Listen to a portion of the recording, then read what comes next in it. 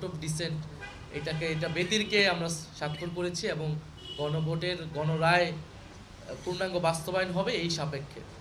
ফলে এটি আমাদের আজকে আমাদের স্বাক্ষরের মধ্য দিয়ে জুলাই জাতীয় সনদ এর সম্পূর্ণতা পেল এবং আমাদের আগামীকাল থেকে এটার কাজ হচ্ছে যে সংস্কার যা সভা হবে, সংস্কার পরিষদ হবে, সেই সংস্কার পরিষদে এইটা জুলাই জাতীয় সনদ এবং গণভোটের যে আদেশ, সেই আদেশ অনুযায়ী সংস্কারগুলোকে বাস্তবায়ন করা।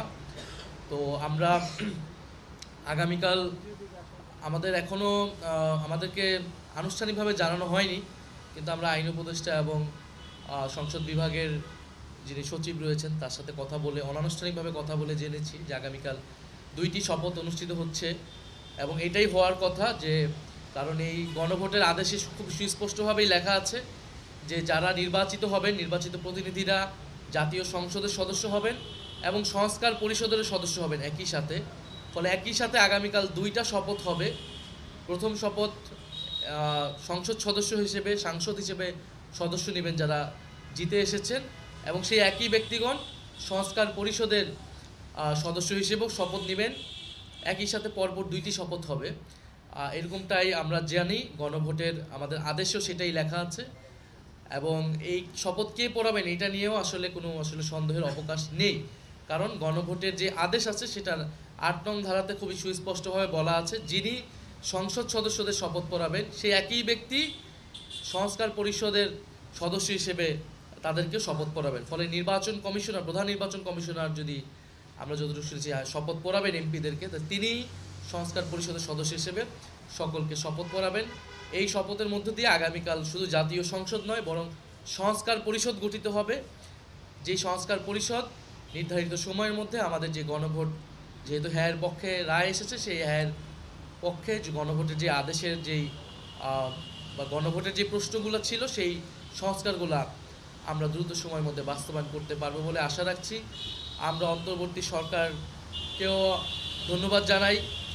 আমরা এই পুরো সময়টাতে অন্তর্বর্তী সরকার গণ অভ্যুত্থান পরবর্তী দায়িত্ব নেওয়া এবং নানান সমালোচনা সীমাবদ্ধতা সত্ত্বেও সংস্কার, বিচার এবং একটা নির্বাচনের মাধ্যমে একটা শান্তিপূর্ণ ক্ষমতা হস্তান্তর আমরা হয়তো আগামীকাল দেখতে পারবো। সেটার জন্য ডক্টর মোহাম্মদ ইউনূস এবং এই অন্তর্বর্তী সরকারকে আমরা ধন্যবাদ জানাই। আদেশ এবং গণভোটের যে প্রশ্নগুলা সেখানে কিন্তু পরিষ্কারভাবে আছে কোন সংস্কারগুলো দলগুলো তার ইশতেহার অনুযায়ী করবে, কোন সংস্কারগুলো সবাই ঐক্যমত হয়েছে সেটা অটোমেটিক হয়ে যাবে।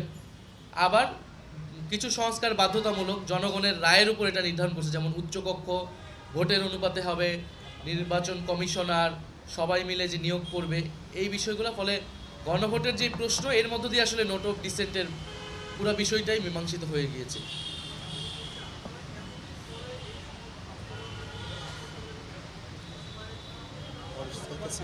না, এটা তো আমি আমার বক্তব্য পরিষ্কার করেছি। আমরা যেই সময়টা স্বাক্ষরিত হয়েছিল সেটা শুধুই কেবল একটি ডকুমেন্ট ছিল, এটার কোনো আইনি ভিত্তি ছিল না। আমরা তো পরিষ্কার বলেছি আমরা একটা আইনি ভিত্তি চাই।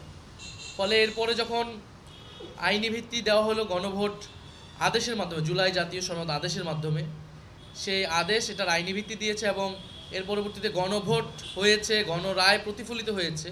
এখন আমরা মনে করছি যে এটা তো যেহেতু এটার একটা আইনি ভিত্তি পেয়ে গণরায়ও চলে এসেছে, আমরা যে উদ্দেশ্যে এই জুলাই জাতীয় সনদ করতে চেয়েছিলাম সেটা সফল হয়েছে।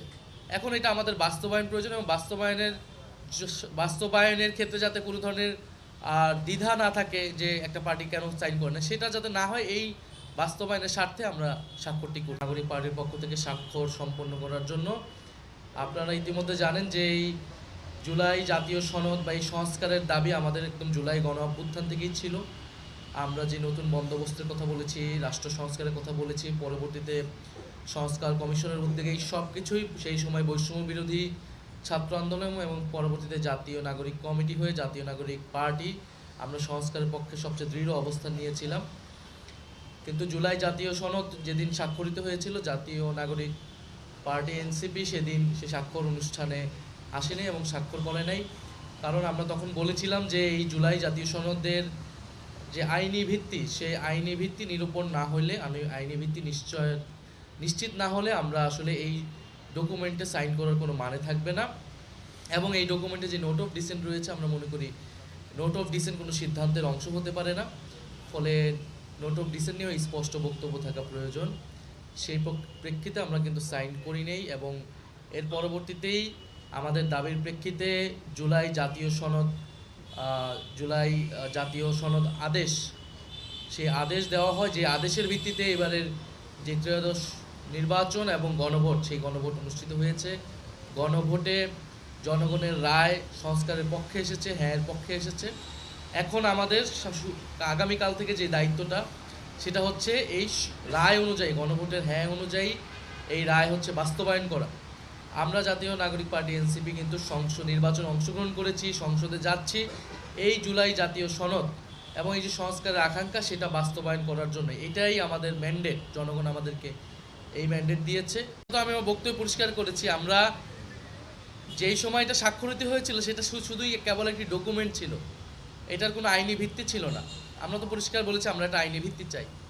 ফলে এরপরে যখন আইনি ভিত্তি দেওয়া হলো গণভোট আদেশের মাধ্যমে, জুলাই জাতীয় সনদ আদেশের মাধ্যমে, সেই আদেশ এটার আইনি ভিত্তি দিয়েছে এবং এর পরবর্তীতে গণভোট হয়েছে, গণরায় প্রতিফলিত হয়েছে। এখন আমরা মনে করছি যে এটা তো যেহেতু এটার একটা আইনি ভিত্তি পেয়ে গণরায়ও চলে এসেছে, আমরা যে উদ্দেশ্যে এই জুলাই জাতীয় সনদ করতে চেয়েছিলাম সেটা সফল হয়েছে। এখন এটা আমাদের বাস্তবায়ন প্রয়োজন এবং বাস্তবায়নের ক্ষেত্রে যাতে কোনো ধরনের দ্বিধা না থাকে যে একটা পার্টি কেন সাইন করে না, সেটা যাতে না হয়, এই বাস্তবায়নের স্বার্থে আমরা স্বাক্ষরটি করি। ফলে সেটার জন্য আমরা মনে করছি যে আগামীকাল শপথের আগে এবং এই অন্তর্বর্তী সরকারের শেষ সময়ে এসে এই দলিলের সম্পূর্ণতার লক্ষ্যে জুলাই জাতীয় সনদ বাস্তবায়নের স্বার্থে আমাদের স্বাক্ষর করা প্রয়োজন। আমরা সেই উদ্দেশ্যে স্বাক্ষর করেছি, জানিয়েছি। যদি আপনাদের কোনো প্রশ্ন না থাকে আমরা উঠতে পারি। আপনাদের দল থেকে আসিফ মাহমুদ প্রতিক্রিয়া বলেছিলেন যে যদি ভারতের প্রধানমন্ত্রী আসেন তাহলে আপনারা শপথ অনুষ্ঠানে যাবেন কিনা সেটা ভেবে দেখবেন। এখন ভারতের প্রধানমন্ত্রীর ব্যাপারে আপনারা কি সিদ্ধান্ত নিয়েছেন বা তিনি আসছেন? তিনি আসছেন কিনা এই ব্যাপারে আমরা এখনো জানি না, ফলে এই ব্যাপারে আমাদের এখন কোনো কমেন্ট নেই।